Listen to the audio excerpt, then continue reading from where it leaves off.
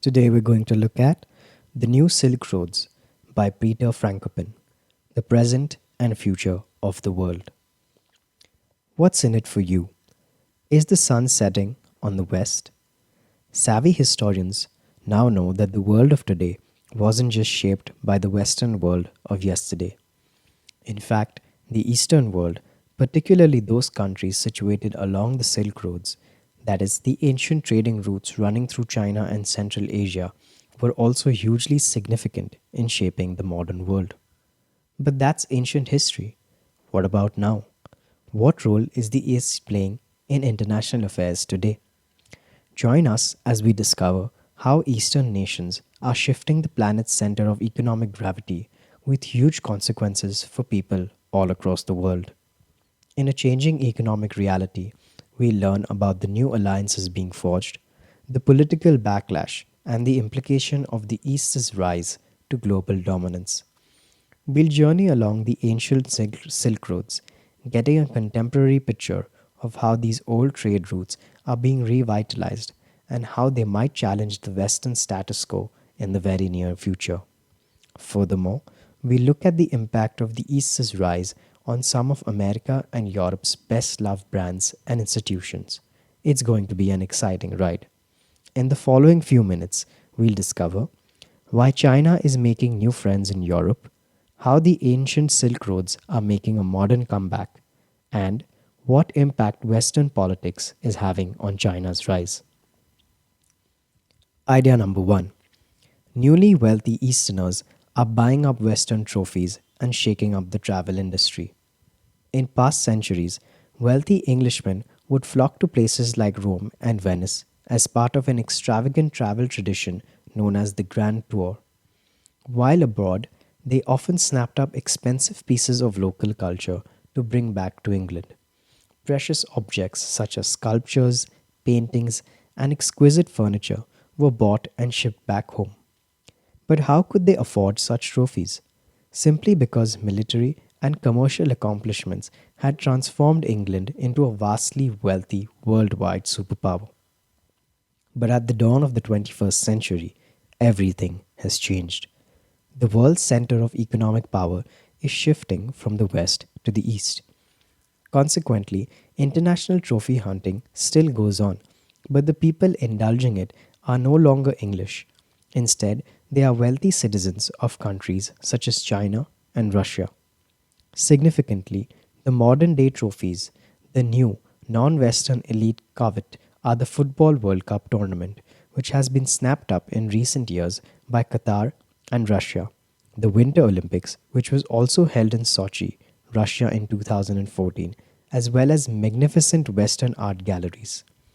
For instance, when the Louvre wanted to open a new museum, they didn't pick up Paris, they chose Abu Dhabi, United Arab Emirates. London's Victoria and Albert Museum plumped for Shenzhen, China, when deciding where to put their new museum. And the trophy hunting doesn't stop there. World famous English stores such as luxury department store Harrods and the toy shop Hamleys, as well as influential newspapers like London's Evening Standard, are all in the hands of owners from Emirati, Russian, or Chinese backgrounds. Interestingly, the Eastern world's economic rise has other consequences that will affect Westerners far more than simply losing ownership of their most famous brands.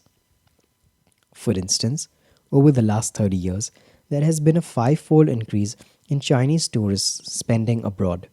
This spending has risen $500 million dollars to a whopping $250 billion dollars annually, twice as much as American tourists now spend abroad. This will have huge impact on the tourism industry. Everything from airlines and online booking agents to the style of rooms in hotels to what drinks are on offer in hotel bars is changing to reflect the rise of tourism in China. This recalibration of the travel industry will only accelerate since Chinese tourism is still in its infancy. Just 1 in 20 Chinese people have passports currently. There is plenty of room for more Chinese tourism. Idea number two: as the West seeks economic isolation, the East is embracing free trade and economic partnership. Across the Western world, governments and ordinary voters are turning to the politics of nationalism and actively lessening cooperation with other Western powers. Just consider Donald Trump's 2016 election slogan, America First, a rallying cry for the United States to isolate itself. And perhaps the biggest symbol of Western Europe's increasing division is Brexit, Britain's 2016 decision to turn its back on its neighbours and leave the European Union. While Western powers have been fragmenting and isolating themselves, much of the Eastern world has been quietly doing the opposite, consolidating ties between nations, building more effective collaboration, and finding mutually beneficial solutions to shared challenges. Just consider the way in which states situated along the historic Silk Roads in Central Asia have recently been collaborating. In 2017, Uzbekistan and Turkmenistan unveiled a new bridge over the Amu Darya River, a crucial intersection between the two countries. This bridge enables a railway connection between the nations and opens up exciting new trade possibilities. Exchanges are growing in other countries located along the Silk Roads too. For instance, trade undertaken between Uzbekistan and Kazakhstan rose by over 30% in 2017 and doubled between Tajikistan and Uzbekistan in first half of 2018 compared to the previous year. In other words, while Western powers seek more trade tariffs and greater border controls with their neighbors, the East has focused on opening up possibilities for international commerce. Furthermore, this boom in economic operation and trade has been made possible by important multilateral economic institutions that have sought to increase dialogue and deepen connections between nations. For instance, the Regional Comprehensive Economic Partnerships members include Southeast Asian nationals as well as South Korea, China, India, Japan, among others. Combined, these nations have a GDP of around $30 trillion, dollars, and the partnership encompasses 3.5 billion citizens. Thanks to the work of this mammoth institution, negotiations are underway to form a comprehensive economic agreement between all parties in the Regional Comprehensive Economic Partnership. If these negotiations succeed, this will lead to what economists are pronouncing the biggest free trade agreement in human history. In other words, while Europe and America are seeking to undermine their free trade agreements by voting for Brexit and Donald Trump, the East is seeking economic neighborhood harmony. Idea number 3. China is financing the new Silk Roads in a bid to boost trade and demonstrate leadership. In September 2013, China's President Xi Jinping spoke at Nazarbayev University in Kazakhstan and unveiled his vision for the future. It was his foreign relations priority. President Xi explained, for China to build a better relationship with her neighbors. The time had come, he said, to deepen trade and economic cooperation and to revitalize ancient bonds between Central and South Asia. In other words, the president concluded China would build the new Silk Roads. Significantly, Xi's idea for wider Asian cooperation was nothing new. Both the Obama and Bush administrations in America had paid lip service to the idea of revitalizing trade, communications, and transport between Eastern nations. However, in the last 5 years, Xi has done much more than simply talk about this initiative. Instead, he has put up huge sums of Chinese money in his mission to forge greater connections throughout the East. In 2015, the Export Import Bank of China began financing what will eventually be over 1,000 projects in nearly 50 nations as part of what is now known as the Belt and Road Initiative. The countries involved include not only those of Southeast and South Asia, but also the Middle East, Eastern Europe, and Turkey, and also more importantly, countries in the Caribbean and Africa. The inclusive scale of China's vision means that 4.4 billion individuals will live in the sphere of Chinese influence. These new trade routes, which will run between the Eastern Mediterranean and China, will thus account for over 63% of the global population and around 30% of the world's total output. Furthermore, the ambition of Xi's Belt and Road Initiative goes far beyond just trade and money. The president has stated that China's goal is to usher in a new sort of international affairs in which partnership and dialogue are prioritized over confrontation and friendship is emphasized rather than simply alliance. Interestingly, with its emphasis on harmony, friendship, and non confrontational politics, China is hoping to capitalize on several border trends. Firstly, it is attempting to provide some hope for other nations during a period of increasingly global change. Secondly, China is stepping into the vacuum created by the United States and Europe's increasingly self centered and isolationist political narratives. And lastly, the Chinese are hoping to demonstrate China's sustainability, not just for being part of the world's national community, but also for providing positive global leadership that focuses on international cooperation for the benefit of all.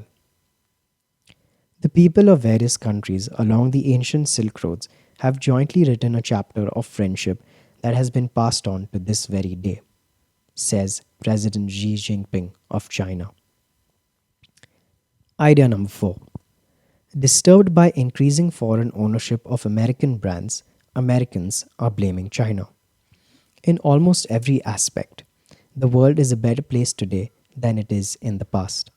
Access to healthcare and clean drinking water has increased, as has the provision of fast and cheap transportation, reliable communication, and energy networks. However, the fact that 21st century humans have a lot to celebrate does not make it easier to accept the way in which our world is changing as much as it is improving. Indeed, for many Americans, used to being the world's undisputed superpower, the future seems downright disturbing rather than hopeful.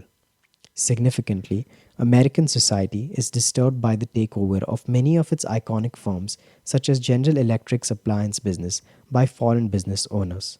And many of these new owners hail from countries along the Silk Roads. A good illustration of this odd new reality is the recent sale of a firm that quarries Italian marble. This particular marble was used to construct the Peace Monument in Washington, D.C., and New York's 9/11 Memorial. But in recent years, the controlling stake in this firm has been sold to the Bin Laden family. It is thus confusing and upsetting for many Americans that materials used in the 9/11 monument came from a company owned by the relatives of the figure behind the attack. Perhaps inevitably, acquisitions such as this have led to much soul searching in America and calls to ban company sales to foreign owners. In particular, China, as a rising global superpower that has purchased significant amounts of American industry, has been singled out for demonization. In a 2016 speech, then presidential candidate Donald Trump made the extraordinary claim that China was waging economic war on America and that they were perpetrating the greatest theft from the American people. When Trump became president, he escalated hostilities further by imposing trade tariffs on over 1,000 Chinese products, affecting around $60 billion in imports. But crucially, Trump's thirst for a trade war with China is wholly misguided and will likely hurt American consumers just as much does the Chinese. For instance, the CEOs of influential retailers such as IKEA, Costco, and Gap have all advised the White House that slapping tariffs on China will merely drive up the prices of household essentials such as electronics, clothing, home products, and shoes. These price hikes, they correctly pointed out, will simply punish ordinary Americans whose household finances are already under strain from the effects of globalization.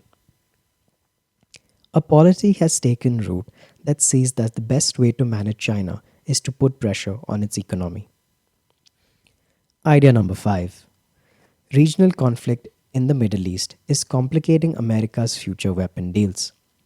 In 2017, the US State Department lost nearly two-thirds of its longest serving ambassadors. This was disastrous, given that ambassadors are America's greatest resource of international knowledge and experience. Unsurprisingly, America's recent lack of foreign know how has led the government to stick with what it knows best when it comes to foreign policies and allegiances. And for the United States, what it knows in the Middle East is Saudi Arabia. Despite the inconvenient detail that several families of 9/11 victims are in the process of suing the Saudi government in court, the United States continues to make the country a pillar of its foreign policy and commerce. This is not just due to Saudi Arabia's oil wealth, but also the sheer amount of money the country shells out on buying American made weapons. For instance, during Barack Obama's presidency alone, Saudi Arabia bought a staggering $112 billion worth of weapons, including a single deal in 2009 that was worth more than $60 billion. Unsurprisingly, President Trump has lost no time in continuing America's relationship with Saudi Arabia, flattering the Saudi Crown Prince in 2018 that he regards the kingdom a very great friend. Unfortunately for America, their relationship with the Saudis is becoming increasingly complicated. Why? Because of the kingdom's escalating conflict with the Gulf state of Qatar. For instance, in 2017, President Trump expressed words of friendship for Qatar's leader, telling him that he considers their two countries' relationships to be extremely good. But unfortunately for Trump, relations between his two Middle Eastern friends are not so warm. Not only has Saudi Arabia recently imposed a blockade on Qatar, but relationships between the two have also deteriorated to the extent that Saudi Arabia is even planning to dig a new canal in the region in a bid to cut Qatar off from the main Arabian Peninsula's mainland. All these hostilities have put the United States into a difficult position, given that it had intended to keep supplying plenty of weapons to both countries.